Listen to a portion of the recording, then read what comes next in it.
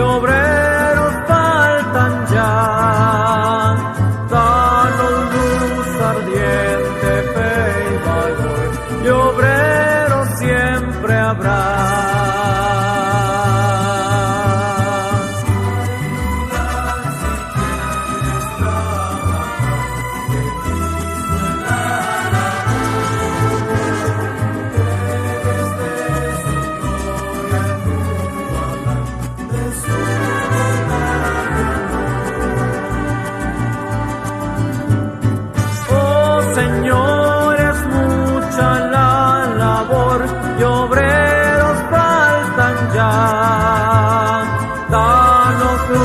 Ardiente, fe y valor, y obreros siempre habrá.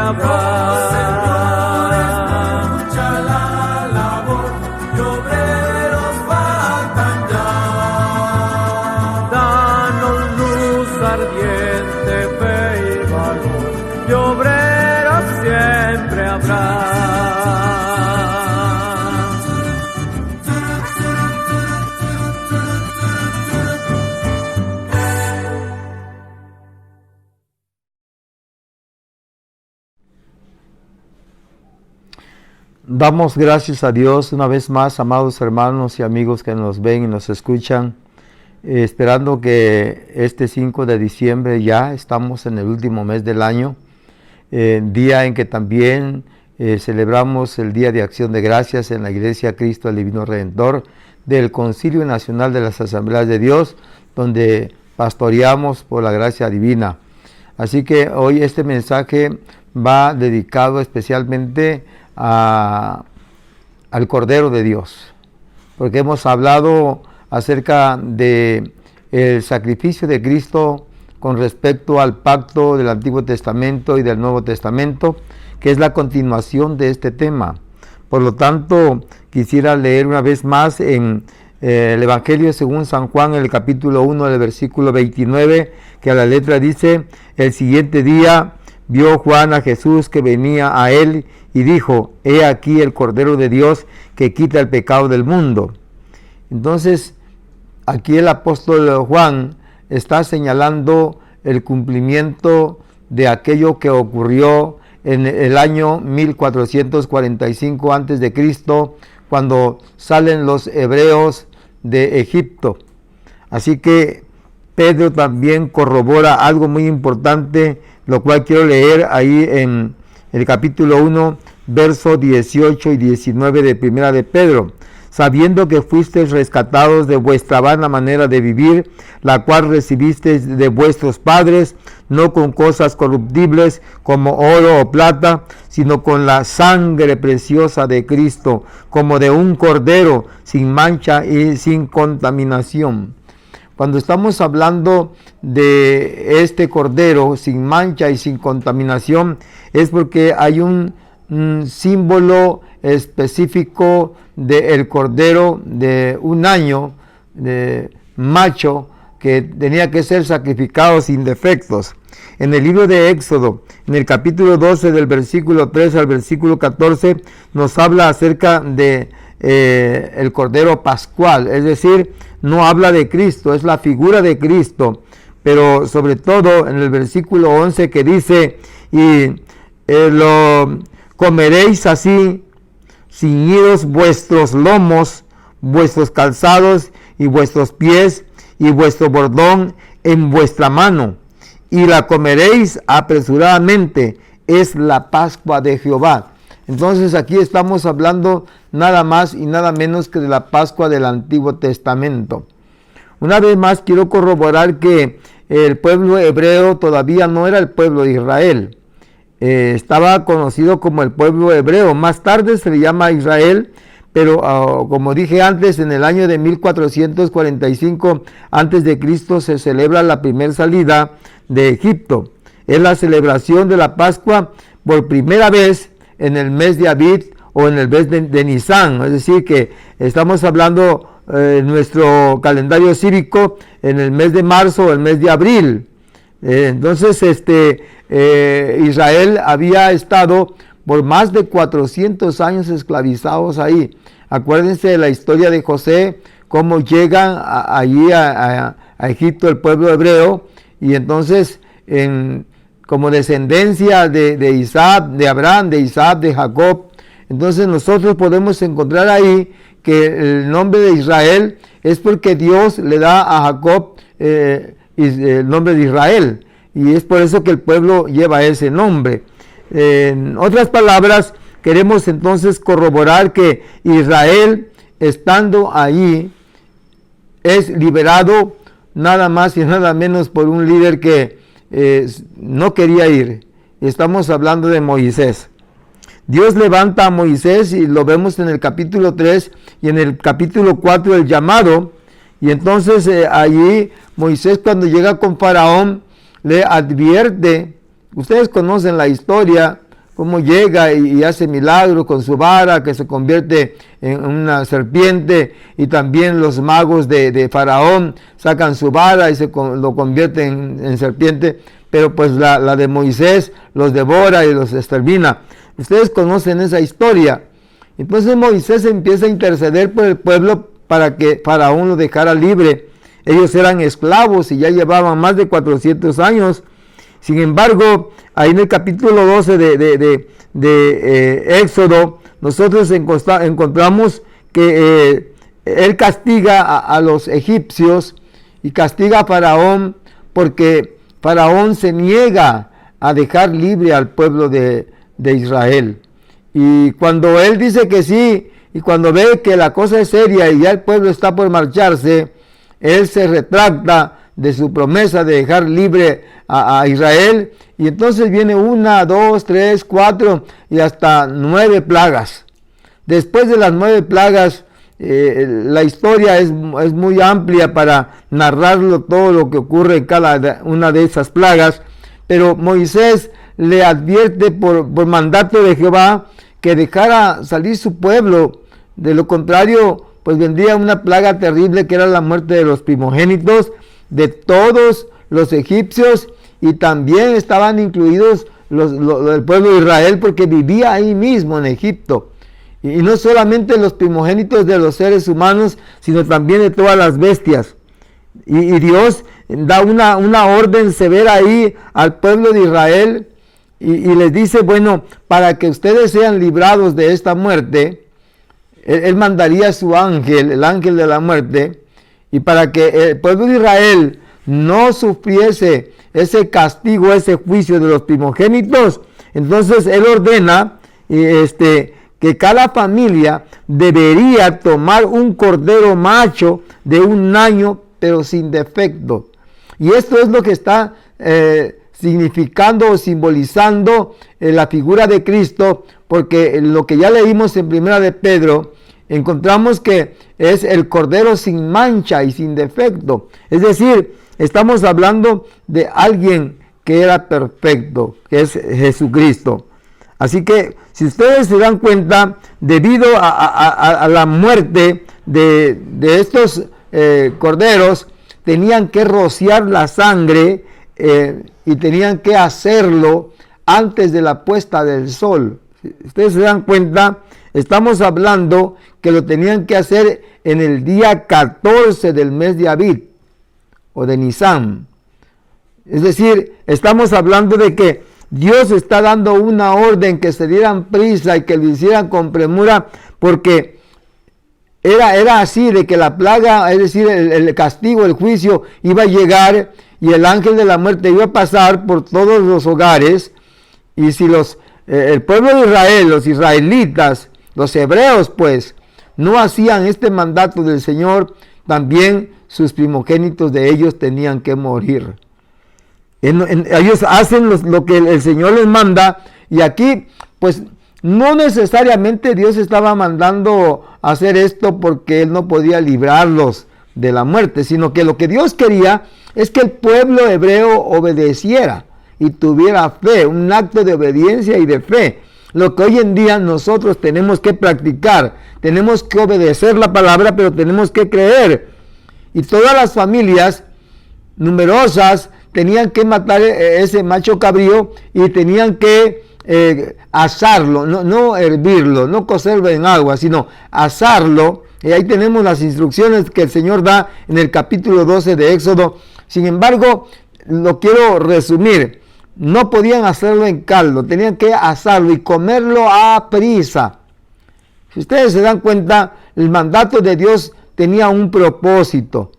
Si la familia era muy pequeña y no podían pues terminar el cordero asado, tenían que compartirlo con la familia vecina, con otra familia, que de tal manera que no quedara nada, porque el ángel de la muerte venía y sabe que al venir el castigo, el juicio, Faraón, al ver que morían todos los primogénitos de su pueblo, de las familias de su pueblo, y incluyendo la de él, entonces iba a ir a exigir al pueblo de Israel que se largaran.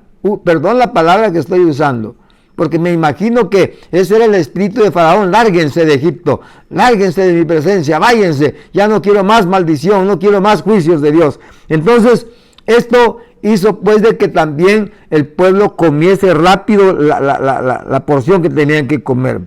Y cuando ellos sacrificaban el cordero, parte de la sangre era rociado en los dos postes de la puerta y en el dintel de la puerta, es decir, tres postes. Voy a manejarlo así para que usted me comprenda. Entonces, esto estaba marcando pues la cobertura. Por eso la sangre de Cristo tiene poder y la sangre de Cristo nos cubre, porque esa sangre fue la que cubrió la maldición y la muerte de los primogénitos del pueblo de Israel al cubrirse con la sangre. Es decir, al poner la sangre en los tres postes de la puerta, ellos estaban siendo cubiertos por la sangre del Cordero, que hoy representa a Cristo, y que la sangre que Cristo derramó en la cruz del Calvario es la que nos cubre a nosotros, es la que nos limpia de todo pecado. El término Pascua viene del hebreo pasar, que significa saltar por encima, o sea, pasar de largo o perdonar. Esto es lo que significa la palabra, la Pascua. Entonces, eso nosotros tenemos que hoy simplificarlo. ¿Cómo trato de decírselo? Tenemos que entender que la sangre de Cristo hecha una sola vez está para que nosotros solamente podamos recordar esa Pascua del Señor, de la palabra que ya expliqué, para traernos perdón y pasar por alto nuestros pecados, nuestras ofensas, y con esa misma sangre redimirnos, limpiarnos en ese sacrificio, que lo que yo expliqué en la prédica anterior, cómo se hacían los sacrificios en la puerta del templo. Hoy en día Dios ordena y como señal esa sangre. ¿Para qué? Para enseñarle al pueblo a obedecer y a hacer las cosas como Él quiere que la haga. Es decir, que la representación de esta sangre está significando, simbolizando la redención de Jesucristo. Por eso Juan lo declara ahí en el capítulo 1 del versículo 29 del Evangelio según San Juan, cuando él señala, ¿no? Él dice, pasando al otro día, vio que venía Jesús a él, y él lo señala. Juan señala a Jesús y dice, he aquí el Cordero de Dios que quita el pecado del mundo. En esa noche el pueblo de Israel, el pueblo hebreo, escuche, ellos deberían estar vestidos, deberían estar calzados los pies, deberían estar listos para partir. Eso dice el capítulo 12, sobre todo el versículo 11. Está recalcando el Señor de que se dieran prisa, porque si ellos no estaban listos se iban a quedar. Y eso me hace pensar mucho de las 10 vírgenes cuando el Señor venga por su iglesia. Es necesario, hermano, hermana, y amigo, amiga que me escuchas, joven, señorita, que te des prisa. Si oyeres hoy la voz de Jehová tu Dios, no endurezcáis vuestros corazones como en Meriba. Es decir, bueno, es que desde cuándo se dice que Cristo viene y no viene. Pero es que Cristo puede venir en cualquier momento, hoy mismo puede venir el Señor. Y tienes que darte prisa. No tienes que pedirle permiso a papá, a mamá, a tu mujer, a tu marido o al vecino, no. Es decisión propia. Es decir, tienes que salvar tu vida, como dijimos en la predicación pasada. Al igual que la familia de Lot y Lot les dijo a los ángeles, salte de Sodoma, salte de Gomorra. Vete a la ciudad de Zoar, escapa por tu vida. Y es que el Señor les dice aquí al pueblo, dense prisa. No quédense ahí pasándose el tiempo comiendo y saboreando parte por parte de la cena, no. Es decir, coman con rapidez, vístanse, cálcense el calzado, tomen su bordón y a caminar. Se les ordenó, asarán la carne, lo prepararán. ¿Para qué? Para que lo coman con panes sin levadura, con hierbas amargas. Y no voy a explicar todo eso ahorita porque el tiempo me es corto. Sin embargo, el Señor está en esta ocasión diciéndonos que tenemos una oportunidad. Y esa oportunidad lo tenemos que aprovechar, amados. Desde entonces, la Pascua se empezó a celebrar en Egipto. Vean, allá se hizo tal y como el Señor lo mandó. Sin embargo, una vez que sale el pueblo de Israel, lo empieza a hacer cada año, en cada mes de Abib, del día 14 del mes de Nisan.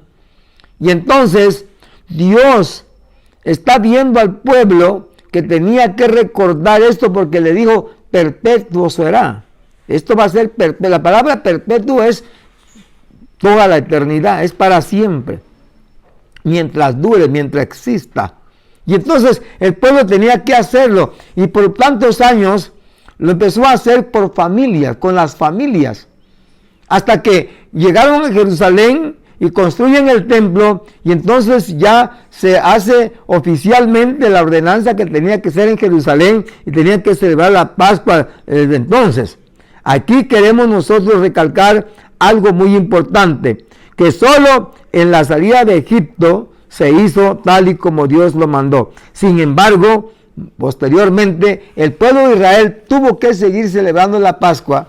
Y hoy en día, muchos lo siguen haciendo, ya no con las mismas indicaciones que el Señor había dado en un tiempo. ¿Por qué? Porque ellos han visto que la Pascua de hoy, pues ya no lo pueden celebrar como antes.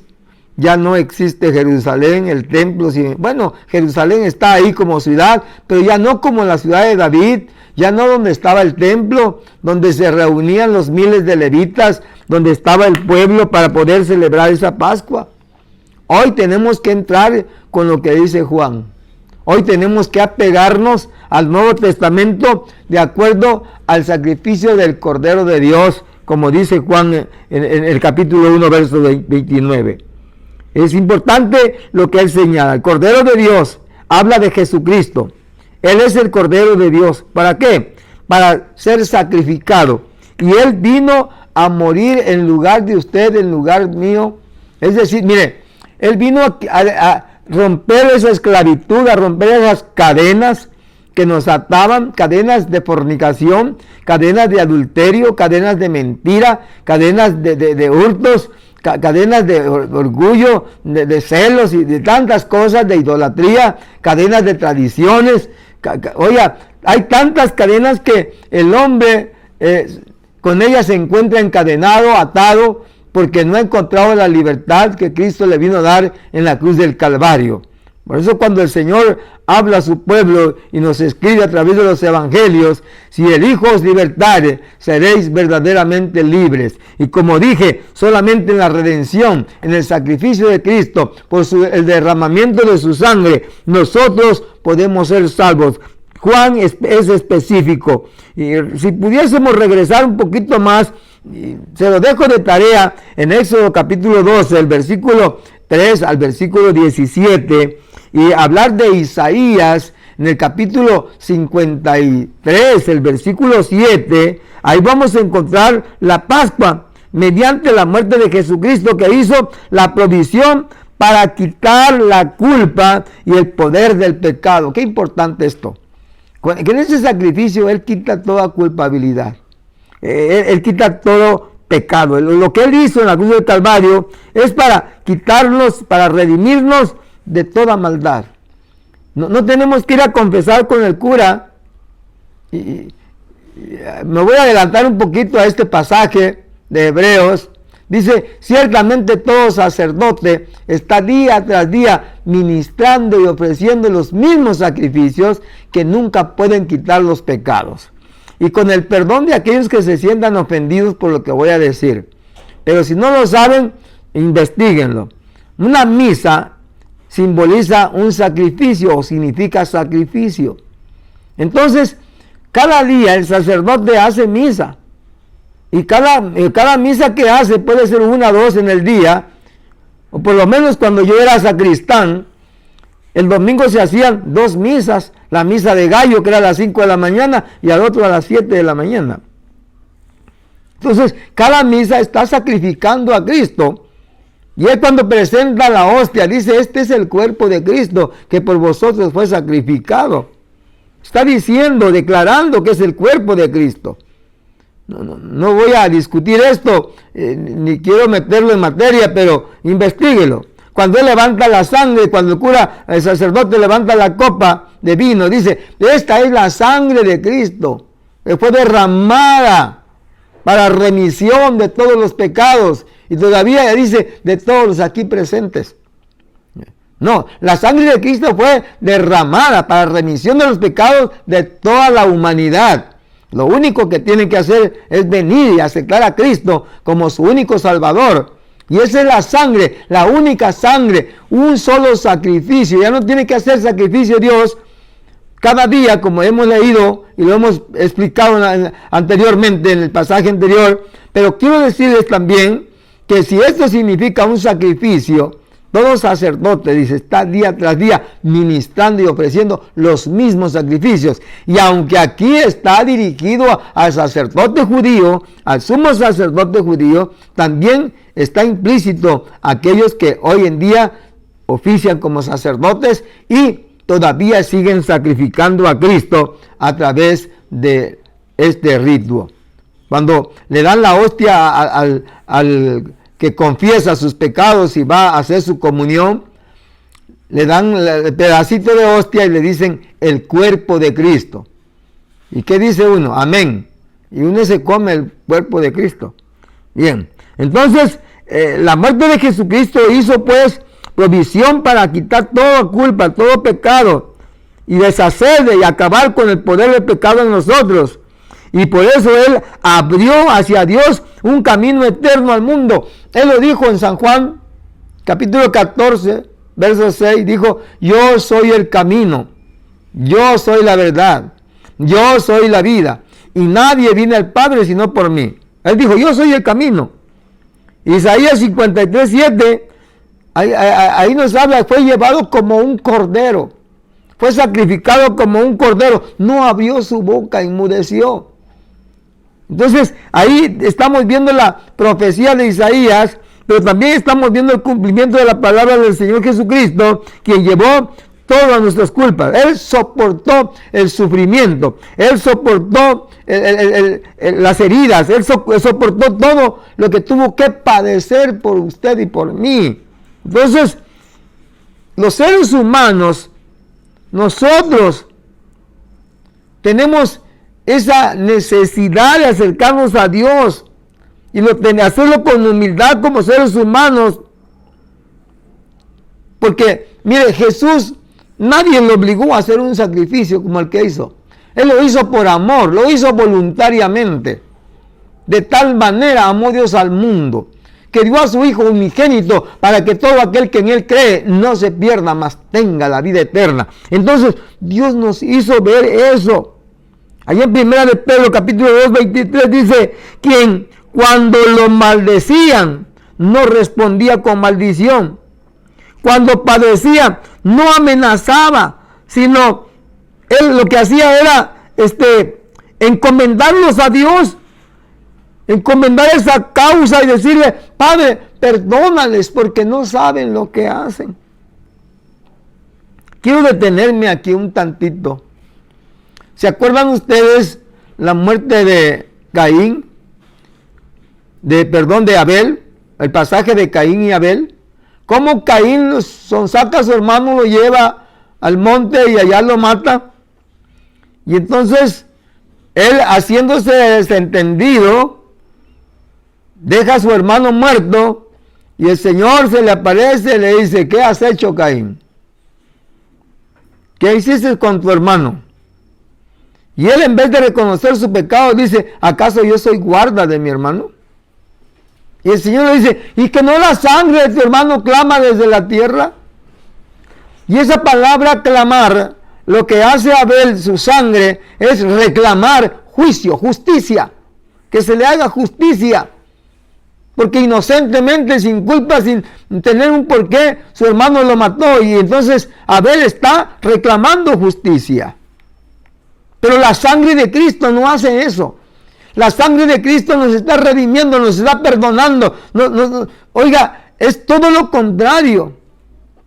Imagínense, si la marca que se le puso a Caín en la frente fue con una maldición, no de un hombre, no de una iglesia, no de alguien personal, es la maldición directa de la boca de Jehová. Y eso es terrible, ¿no? Maldito será todo aquel que te matare. Por esa razón, nosotros tenemos que ver que esa maldición Dios lo convirtió en bendición al mandar a su Hijo a este mundo, y para que a través de él nosotros pudiésemos alcanzar la remisión, la redención de nuestros pecados. En el versículo 36 de San Juan 1, Juan dice, mirando a Jesús que andaba allí, dijo, he aquí el Cordero de Dios. Y allá en el libro de Apocalipsis, Juan, el teólogo, estamos hablando ya del apóstol Juan, que fue aislado allá, es decir, desterrado en la isla de Patmos, y allá Dios le da una revelación. Juan murió de viejo, él no fue asesinado, él muere de viejo.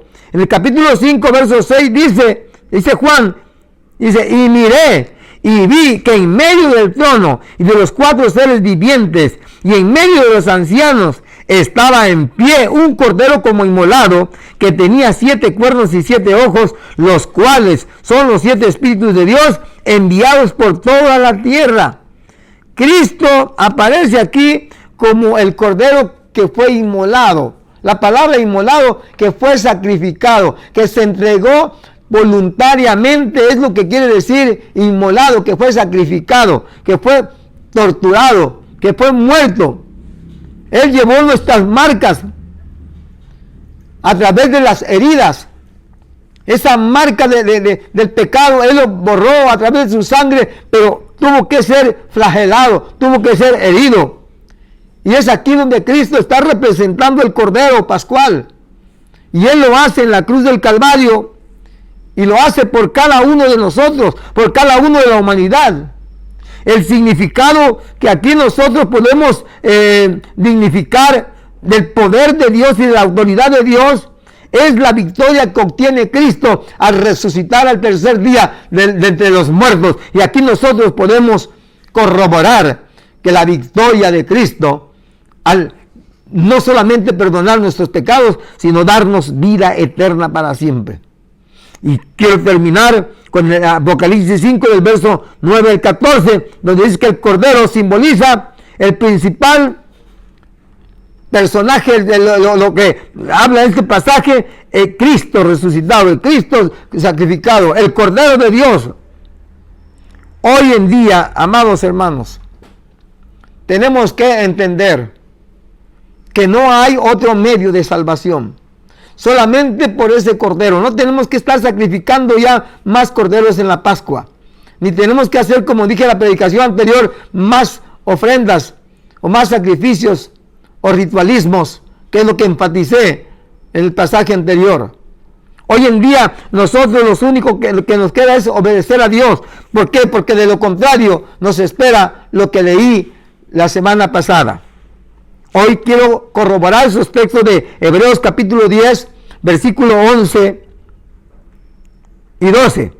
Dice: y ciertamente todo sacerdote está día tras día ministrando y ofreciendo muchas veces los mismos sacrificios que nunca pueden quitar los pecados.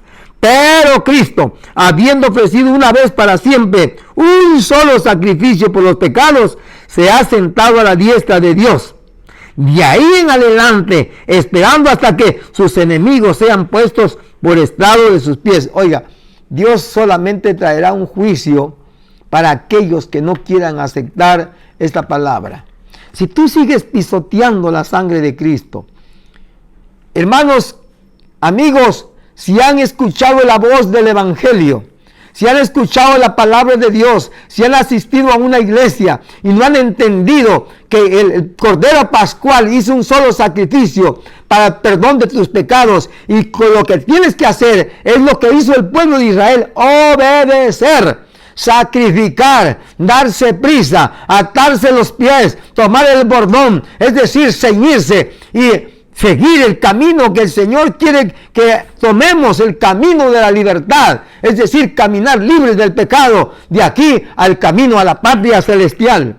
De lo contrario, oiga lo que le voy a decir, es terrible esto. Miren, en el capítulo 26, perdón, el versículo 26 del capítulo 10 de Hebreos, quiero repetir esta lectura que hice anteriormente. Porque si pecaremos voluntariamente, después de haber recibido el conocimiento de la verdad, ya no queda más sacrificio por los pecados, sino una horrenda expectación de juicio del hervor de fuego que ha de devorar a los adversarios. El que viola la ley de Moisés por el testimonio de 2 o 3 testigos muere irremisiblemente. ¿Cuánto mayor castigo pensáis que recibirá el que pisoteara el Hijo de Dios y tuviera por inmunda la sangre del pacto, en la cual fue santificado, e hiciera afrenta al Espíritu de gracia? Hermanos queridos, ¿puedes tú pecar por accidente o por la debilidad de la carne? Pero pecar con tus 5 sentidos, pecar ya deliberadamente, sabiendo lo que estás haciendo, eso, como dijo alguien ahí, no tiene perdón de Dios. Pero déjame decirte lo que dijo el Señor: hijitos míos, estas cosas os escribo, ¿para qué? Para que no pequéis. Porque tenemos un abogado que es Cristo Jesús. ¿Quieres aceptar a Cristo? Mira, si sigues pisoteando el Evangelio, te sigues burlando del Evangelio. ¿Sabes cuándo te burlas del Evangelio? Cuando niegas a Cristo, cuando das mal testimonio, cuando te avergüenzas de cargar una Biblia, cuando no puedes declarar con tu boca o con tu testimonio que eres una nueva criatura, que eres un cristiano, que te avergüenzas de ser cristiano o que vives una vida desordenada sin santidad, estás pisoteando la sangre de Cristo. Arrepiéntete, pídele perdón a Dios y ven a las plantas de Cristo y confiesa tus pecados y haz un voto de nuevo con el Señor. Es decir, regenera tu vida. Reconcíliate con Dios en esta hora. Padre que estás en el reino de los cielos, esta palabra es dura, pero es la medicina más eficaz para curar nuestras heridas, nuestros rencores, nuestras dolencias. Señor, todo aquello que estorba en nuestro ser, nuestras aflicciones, nuestra impaciencia, nuestras aflicciones, quitar nuestras enfermedades de nuestros cuerpos, porque por tus llagas fuimos curados y sanados. Pero con esa sangre que tú ofreciste como el Cordero Pascual del nuevo pacto que tú hiciste con tu pueblo, hoy con tu iglesia en la cruz del Calvario, tú nos redimes de todo pecado, de toda maldad, y somos libres gracias a tu sangre que nos cubre desde la cruz del Calvario cuando tú lo derramaste, y ahora que estás a la diestra del Padre intercediendo por cada uno. Recibe a esta humanidad, recibe a estas almas que están confesando sus pecados y que se están reconciliando contigo. Recíbelos para la gloria tuya, y a ti sea la honra y la gloria por los siglos de los siglos.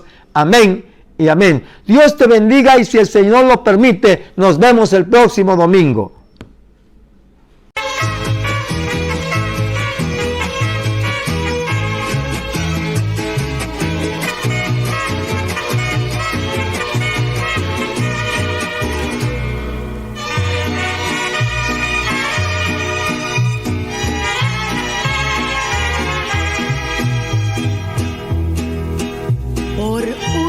Tumba vacía y un Cristo resucitado,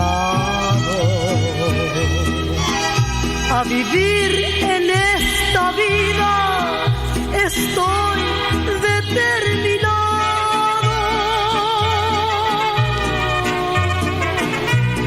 para decir lo que siento. Llevo razones conmigo, mis pecados con su sangre los borró mi buen amigo. Oh muerte, yo seré tu muerte, sepulcro yo tu aguijón. Jerusalén fue testigo cuando la tumba se abrió.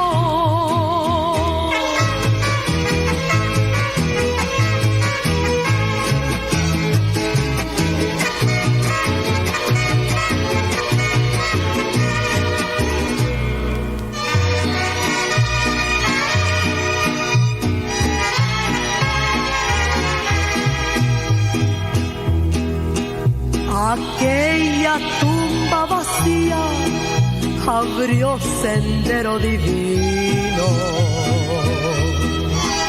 Adorar al Rey de Reyes será siempre mi destino. Regresar de donde vine, para mí es mejor si muero. En las buenas y en las malas, mi Jesús será primero. Oh muerte, yo seré tu muerte, sepulcro yo tu aguijón. Jerusalén fue